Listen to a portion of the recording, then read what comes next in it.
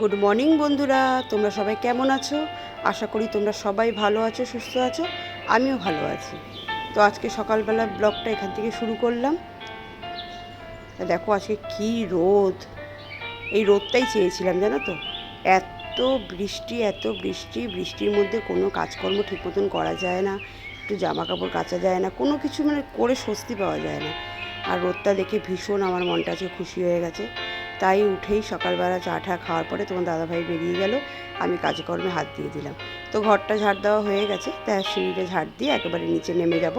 তাই নিচে রান্নাবান্না সব আছে, তো সিঁড়িটা একেবারে ঝাড় দিয়ে দিলাম। কেন, সিঁড়ির তলাটা আমাকে তো তারপরে লাস্টে ধোয়াতে হয়, তো এই দিকটা ঝাড় দেওয়া থাকলে সুবিধা হয় আমার। তো এদিকে দেখো আমি বসিয়ে দিয়েছি এক পাশে ডিম সেদ্ধ, এক পাশে ভাত। আর তোমাদের দাদাভাই কালকে রাত্রে আসার সময় একটু সবজি নিয়ে এসেছিলো, তো দেখি কি করে নিই। তো ভাবছি একটু পাঁচমিশালি সবজি করবো। তো এদিকে দেখো আমি পাঁচমিশালি সবজিটা কিন্তু বসিয়ে দিয়েছি। পাঁচমিশালি সবজির মধ্যে ছিল আজকে ডাঁটা, কাঁচকলা, বেগুন, আলু, আর এদিকে গাঁঠি কচু দিয়ে একটু বড়ি দিয়ে একটা নিরামিষ তরকারি।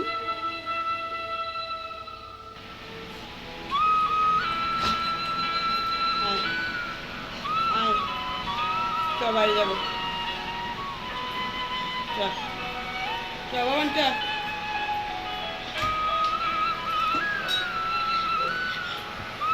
ওর মধ্যে একটু মোয়া ছিল আর কটা খেজুর ছিল, সেই বসে বসে খাচ্ছিল। তা বলছি চল বাইরে যাবো, তাই জন্য ঘুরে তাকাচ্ছি। এখন যাবি, বাইরে যাবি, যাবি? তো বন্ধুরা, গুড ইভিনিং। আজকে ওবেলা বেশি কাজকর্ম তোমাদের সাথে শেয়ার করা হয়নি। আজকে দুপুরে রান্না ছিল পাঁচমিশালি তোর সবজি দিয়ে একটা ঝোল, যেমন কাঁচকলা, ডাঁটা, বেগুন, আলু, পেঁপে এসব দিয়ে একটা ঝোল করেছিলাম। আর আর ডিমের কারি করেছিলাম। আর কালকে একটু মাংস ছিল, সেই মাংসটাকে গরম করেছিলাম। কালকে আমার এক ননদের বরের জন্মদিন ছিল, তো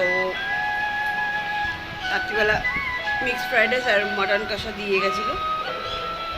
তো ওইখান দিয়েই বেশ অনেকটাই মাংস ছিল, সেটাই গরম করে রেখেছিলাম তোমাদের দাদাভাইয়ের জন্য, আর ছোটো মেয়েটা খায় ওর জন্য। আর আমাদের ডিম কষা ঝোল দিয়ে হয়েছে। এবার খাওয়া দাওয়া করে একটু বিশ্রাম নিয়েছি। মেন কথা, শরীরটা একটু ভালো যাচ্ছে না, কারণ দুদিন যা ধকল গেছে। একদিন গোপাল পুজোর ধকল গেল, তারপর পরের দিন বৌটির জন্মদিনটা ছিল। যেইভাবেই করি না কেন, একটা ধকল তো গেছে। আর আমার তো তোমাদের বলেছিলাম প্রচণ্ড অ্যালার্জি, প্রচণ্ড অ্যালার্জি। এখনও পর্যন্ত মুখ টুকরো সব ফুলে রয়েছে, হাত পাতগুলো ফুলে রয়েছে, ওগুলো দেখতে পাচ্ছ না হয়তো, পুরো গা হাত পা ফুলে রয়েছে। আর অ্যালার্জি তো জানেন তো কীরকম মানে সমস্যা একটা, মানে সারাক্ষণই গা হাত পা চুলকানো, চুলকানোগুলো হয়তো কেটেই গেল। তা আমি চিন্তা করছি এর মধ্যে একটু ডাক্তারটা দেখিয়ে নেবো, কারণ বেশ অনেক দিন হয়ে গেছে ডাক্তারের ওষুধটা চলছে। তা আমার মনে হচ্ছে ডোজটা একটু বাড়াতে হবে। তো ওই জন্য একটু মাথাটা ঝিনঝিনি করছিল, আর তোমাদের সাথে সেইভাবে ক্যামেরাতে আসা হয়নি। তারপরে খাওয়া দাওয়া করে একটু শুয়েছিলাম, শুয়ে তারপর একটু উঠলাম। মা একটু চা করে ডাকলো, তা চাটা খেয়েই আমি মুখ হাত ধুলাম, একটু বিছানা টিছানাগুলো মুছিয়ে এই নিচে আসলাম। দিয়ে বাবানকে ওইগুলো খেতে দিয়েছি, ও খেয়ে নিল। আর ওইদিকে বসিয়ে দিয়েছি, ডাল বসিয়ে দিয়েছি। তা এবেলা করবো একটু ডাল, একটু আলু সিদ্ধ আর একটু ডিমের অমলেট করে নেবো, রাত্রিবেলা হয়ে যাবে। আর আজকে আর রুটি করতে পারছি না, বাবার জন্য রুটি করতে পারছি না। আমি রুটি খাবো না, একটু ভাতই খেয়ে নেবো, শরীরটা একদম ভালো লাগছে না। তো চলো দেখতে থাকো, সাথে থাকো। ওইদিকে যাই, গিয়ে দেখে নিই কী করছি না করছি। তো এদিকে দেখো ডাল সেদ্ধ আর একদিকে ভাত বসিয়ে দিলাম। তোমাদের দাদাভাই বললো কি, আজকে আমাদের এখানে একটা বাচ্চা ছেলে মারা গেছে জানো তো। ওইখানেই ও গেছে, সারাদিন ছিল অবশ্য হসপিটালে। তারপর ওখান থেকে বডিটা নিয়ে তারপরে ও শ্মশানে গেল। তা খুবই খারাপ লাগছে বেশ। আমার বলতে নেই, আমার বড় মেয়ের বয়সী হবে হয়তো, কি তার থেকে হয়তো 1 বছরের বড় হবে। তা ওখানেই গেছে ও। তা আমাকে বললো, শোনা রাত্রিবেলা তুমি একটু ডাল সেদ্ধ আর একটু মানে ভাত আর একটু আলু সেদ্ধ করো, আর ওইদিকে তোমার যদি পারো একটু ডিমের অমলেট করো। তা আমি তাই করলাম। তা রাত্রিবেলা গরম গরম আজকে আর রুটির ঝামেলা করলাম না। তা আজকে এই ডাল সেদ্ধ, আলু সেদ্ধ আর ডিমের অমলেট দিয়ে রাত্রিবেলা খাওয়া হয়ে যাবে। আর জানো তো প্রচণ্ড গরম, প্রচণ্ড গরম, এত গরম লাগছে যে ভ্যাপসানি গরম। মানে এদিকে রোদ উঠলেও জ্বালা, ওইদিকে বৃষ্টি হলেও জ্বালা, মানে যা তা অবস্থা। তাই যাই হোক, গরম হোক আর বৃষ্টি হোক, যেটা আমাদের ডেলি রুটিনের কাজ সেটা তো আমাদেরকে করে নিতেই হবে। তো বন্ধুরা, তোমরা সবাই কেমন আছো? কে কোথা দিয়ে দেখছো ভিডিওটা অবশ্যই কমেন্ট করে জানিও। আর কে কেমন আছো একটু বলো। আর ভিডিওটা তোমাদের কেমন লাগছে অবশ্যই বলো। আর যদি এর থেকে বেটার কিছু দেখতে চাও, তাহলে মানে কেমনভাবে আমি করব একটু যদি তোমরা বলতে পারো তাহলে আমাকে বলো, অবশ্যই আমি চেষ্টা করব করার। তা জানো তো, আর একটা কথা তোমাদের বলে রাখি, আমার না ফোনটা খুব ডিস্টার্ব করছে জানো তো। কখনো ক্যামেরাটা ঝাপসা হয়ে যাচ্ছে, কখনো দেখবে ক্যামেরাটা হতে হতে না বন্ধ হয়ে যাচ্ছে, ব্ল্যাক হয়ে যাচ্ছে সমস্ত কিছু। তো এদিকে দেখো ডাল ফোড়নে সব কিছু দিয়ে দিলাম, একটু পেঁয়াজ, একটু কাঁচা লঙ্কা, একটু টমেটো দিয়ে দিয়ে ডাল ওটা সাত দিয়ে নেবো। আর ক্যামেরাটা যখন তখন বন্ধ হয়ে যাচ্ছে, ভীষণ অসুবিধা হচ্ছে। এত এই মুহূর্তে এখন ফোন কেনা সম্ভব না।